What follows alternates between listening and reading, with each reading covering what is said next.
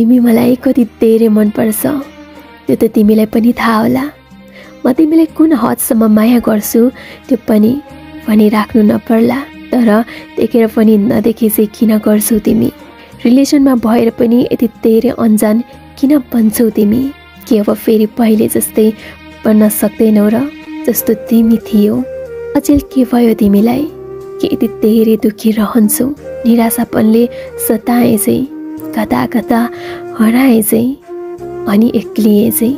हुन त तिम्रो मनमा के छ त्यो म जान्दिनँ, तर तिमीलाई हेरेरै म पढ्न सक्छु कि तिमीमा के बितिरहेको छ भनेर।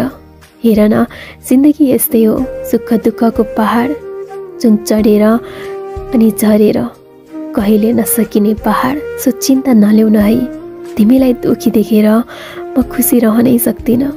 Please try to be happy. आखिर मरेर लानु के नै छ र?